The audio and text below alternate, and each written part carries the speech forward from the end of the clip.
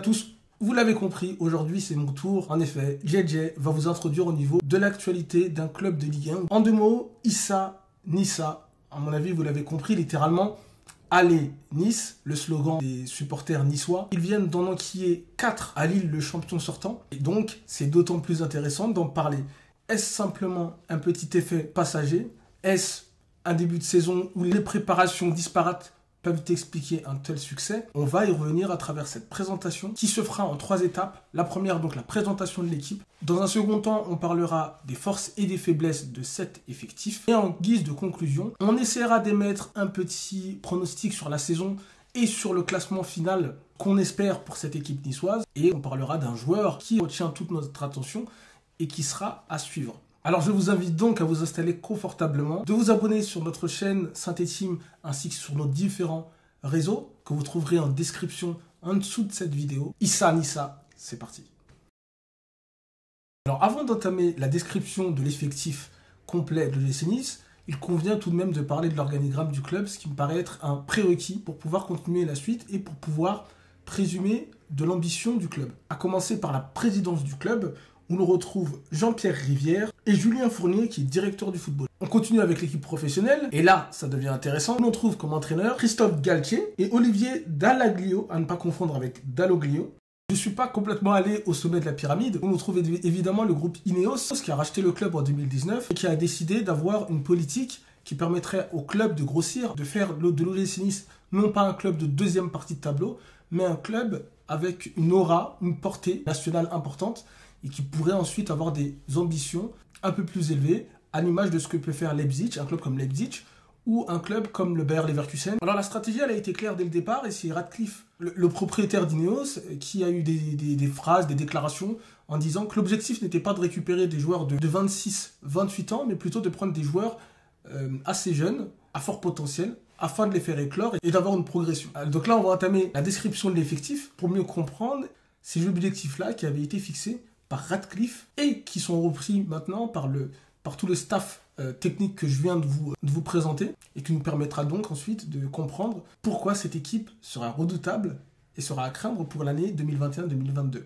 L'OGC Nice compte 29 membres dans son effectif, qui est plutôt hétéroclite, avec à peu près 18 nationalités différentes, donc ça représente à peu près 62% d'étrangers dans cet effectif, plutôt cosmopolite, avec 7 joueurs qui sont des réguliers de leur équipe nationale. Pour l'exemple, on a Guiri qui est en France Espoir, on a Dolberg qui a brillé avec le Danemark, on a aussi Youssef Attal qui est un régulier de l'équipe d'Algérie. Pour ne citer que, c'est un effectif plutôt jeune avec une moyenne d'âge de 23,3, ce qui correspond à peu près à la moyenne d'âge la plus basse dans le championnat français. Alors on va commencer à faire du poste par poste, à commencer par le poste de gardien de but. Ça ne souffre d'aucune contestation possible, c'est Walter Benitez qui sera régulier de cette équipe-là. Il sera secondé par Marcin Bulka en provenance du Paris Saint-Germain. Alors on va continuer notre tour de l'effectif niçois avec Jean-Claire Todibo qui a 21 ans, en provenance du FC Barcelone et qui sera chargé d'animer cette défense centrale avec Dante, qui était blessé la saison dernière et qui reviendra, et qui on l'espère réussira à stabiliser cette défense qui a encaissé énormément de buts la saison passée et qui a causé le classement catastrophique des Niçois qui ont malheureusement terminé à la 9e place du classement. Je rappelle, Jean-Claire Todibo, il était de l'effectif niçois la saison dernière, il est arrivé à la mi-saison, il avait stabilisé la défense niçoise avec William Saliba, qui évolue désormais à l'Olympique de Marseille, c'est une information importante à signaler. On retrouve un suppléant de cette paire, évidemment l'Autrichien Flavius Daniliuk, c'est difficile à prononcer, et Robson Bambou, le Brésilien, donc on en avait parlé, un effectif hétéroclite, donc forcément de multiples nationalités. Là, on jongle entre l'Autriche, le Brésil, et c'est pas terminé encore. Sur les postes de latéraux, les Niçois ont doublé les postes, c'est important pour pouvoir tenir la saison. Ils ont dorénavant des paires par contre de très très haut niveau, à commencer par le côté droit, très important, et comment ne pas citer l'Algérien Youssef Attal, qui sera évidemment en concurrence avec Jordan Lontomba, qu'on ne présente finalement plus Youssef Attal.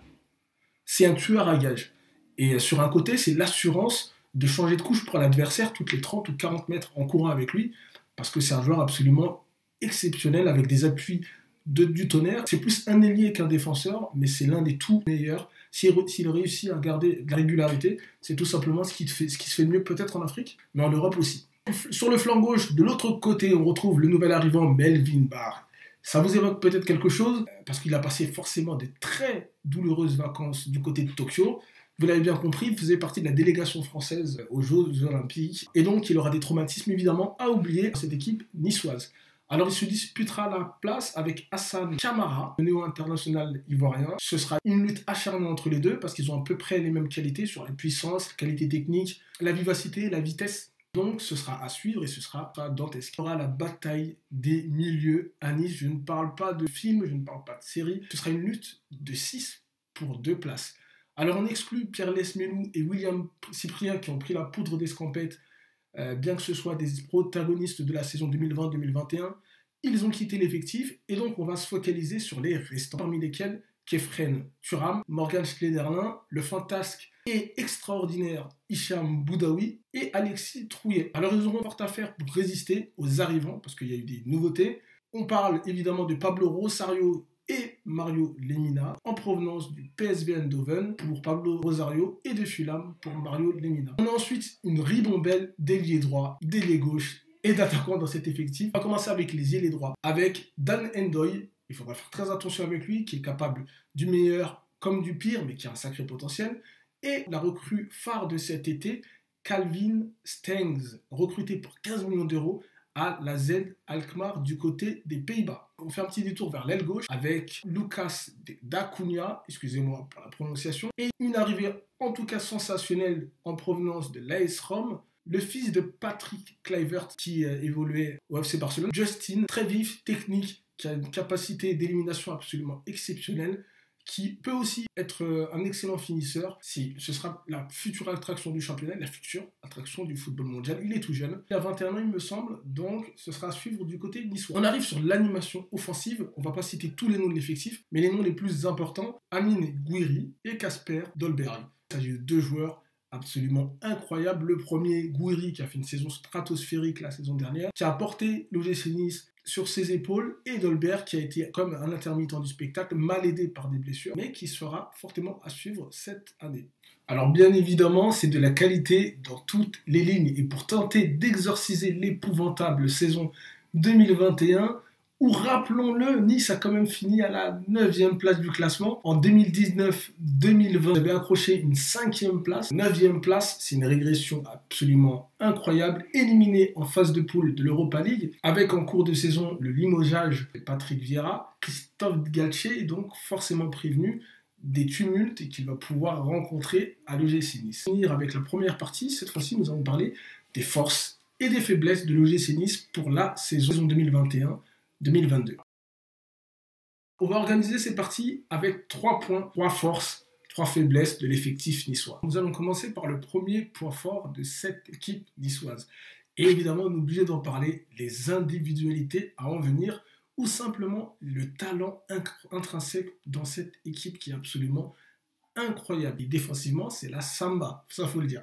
Entre la qualité balle au pied d'un Melvin Barr qui est absolument incroyable, et sans oublier l'apport ne serait-ce que d'un Youssef Attal, qui s'il arrive à s'éloigner des blessures récurrentes, régler son problème d'irrégularité au niveau de ses performances, est un joueur qu'on peut considérer dans le top 5, top 10 à son poste, et techniquement l'un des meilleurs latérales au monde. Si on fait un détour par le milieu de terrain, il y a un joueur qui m'intéresse particulièrement, Hicham Boudaoui, qui pour moi a plus des qualités proches d'un Brésilien que d'un Algérien, sans faire offense aux Algériens qui sont d'incroyables techniciens, mais Hicham Boudaoui a une qualité très au-dessus de la moyenne. Alors on va aborder le deuxième point positif de cet effectif niçois, qui est la profondeur de l'effectif et où la complémentarité des joueurs. Et cette complémentarité, elle va permettre de tester plusieurs schémas tactiques. Je le dis de manière catégorique, Christophe Galtier, il a une équipe faite pour tous les schémas tactiques. Il pourra se tester en 4-4-2, son schéma préférentiel. Il pourra s'adapter en 5-3-2, étant donné le nombre de latéraux qu'il a en sa disposition. Et c'est des postes qui ont été doublés. Il pourra jouer aussi en 4-3-3 parce qu'il a une multitude d'ailiers et aussi des attaquants. Donc pour lui,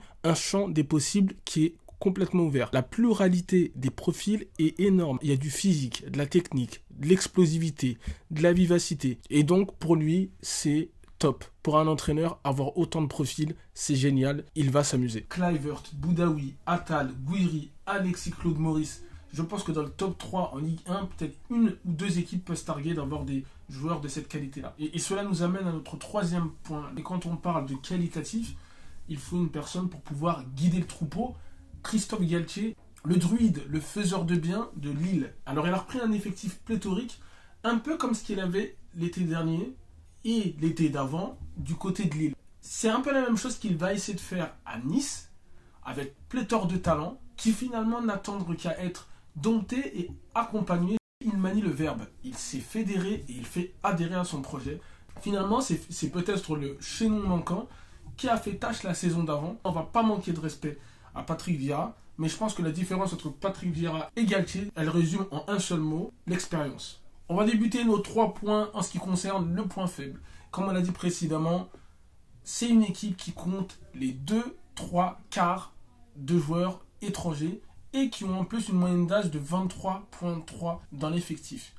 Alors c'est un sacré cocktail explosif. Beaucoup d'arrivants qui devront gérer le poids d'un énorme changement.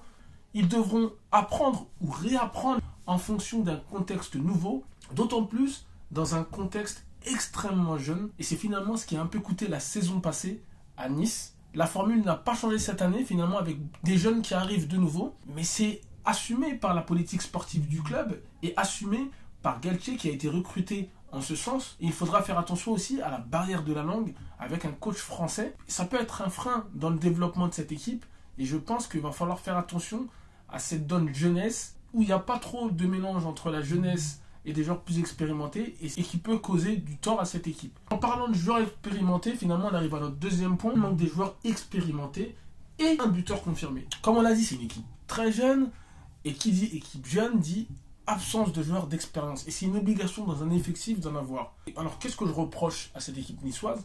C'est d'avoir un joueur qui va calmer tout le monde, se faire le relais de l'entraîneur dans les temps forts comme dans les temps faibles. Et on peut prendre l'exemple lillois la saison dernière avec Yilmaz et Fonte qui ont pu tempérer, marquer des buts importants, transcender l'équipe au bon moment et quand l'équipe en avait besoin. À Nice, on pourrait compter sur l'expérience d'un Dante, d'un Schneiderlin ou peut-être même d'un Lemina, mais est-ce qu'ils ont cette âme de leader pour coller avec le rôle que cela requiert?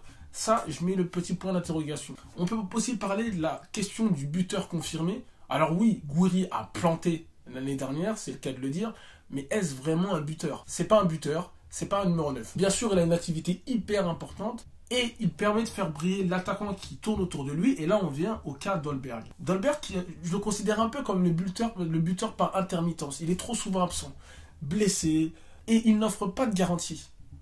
Donc finalement, derrière ces deux joueurs-là, qui sont les deux joueurs les plus importants pour la finition de cette équipe, il y a finalement un manque d'une fixation d'un joueur qui va apporter ce point d'ancrage capable de générer un minimum de 15 à 20 buts par saison. Et vient mon troisième et dernier point, qui ne sera pas négligeable et qui sera le cas pour certaines équipes, l'impact de la Coupe d'Afrique des Nations. Alors la Coupe d'Afrique des Nations, elle va se tenir entre le mois de janvier à février, et évidemment elle concerne quelques joueurs de l'effectif important. Hicham Boudaoui devrait rejoindre la sélection algérienne, cette même sélection qui devra accueillir aussi Youssef Attal, on pense aussi à Camara qui sera forcément de l'aventure en Côte d'Ivoire, et surtout Mario Lemina qui sera en lice avec l'équipe du Gabon dans cette même CAN. Tout peut basculer au départ de la CAN pour tous les joueurs cités. À quel classement vous souhaiteriez-vous voir le l'OGC Nice? J'espère vous avoir nombreux en commentaire pour pouvoir estimer cela. Selon mes estimations, donc, je vois Paris intouchable et donc premier du championnat. Derrière une lutte acharnée entre l'Olympique de Marseille et Rennes, 4e et 5e position, je vois l'OGC Nice et l'AS Monaco. Donc je vois l'OGC Nice 4e du championnat. Les raisons, elles sont assez simples. Il y a des effectifs quand même qui sont quand même supérieurs à l'effectif niçois. J'estime que cet effectif est quand même relativement jeune et que la jeunesse pourra coûter. Et c'est ce qui me fait penser que cette équipe-là manque encore d'un mercato supplémentaire pour pouvoir avoir les atouts pour être un concurrent sérieux dès cette année pour une place pour la Ligue des Champions. Donc je vois Nice terminer au pied du podium. Une 4e, 5e place, ce serait bien, mais je les vois plutôt 4e. Pour le Golden Boy de cette équipe, il y en a beaucoup. Et je vais accentuer sur un joueur, c'est quand même Amine Gouiri, qui a fait une saison passée absolument stratosphérique. En championnat, il a marqué 12 buts et fait 5 passes décisives. En Europa League, il a fait 5 matchs et il a inscrit 4 buts. Alors il a été absolument stratosphérique. Le véritable porteur d'eau de cette équipe, je ne pouvais pas finir cette vidéo sans lui dédier évidemment cette place de Golden Boy pour cette saison. Je pense à la Coupe du Monde 2022 où je pense qu'il y a une ou deux places à gratter au niveau offensif. Et s'il fait une saison stratosphérique et sur les mêmes bases en tout cas de ce qu'il a montré cette saison, il y a de fortes chances pour que ce soit l'une des surprises de la liste de Didier Deschamps pour la Coupe du Monde 2022. Je vous remercie d'avoir suivi cette vidéo dans son intégralité, de poser certains commentaires, d'être bienveillant vis-à-vis de nos analyses. La prochaine vidéo concernera le Football Club de Nantes. N'hésitez pas à lâcher vos plus fameux commentaires, qu'ils soient positifs ou négatifs. C'était JJ de la Santé Team. Merci pour les travaux.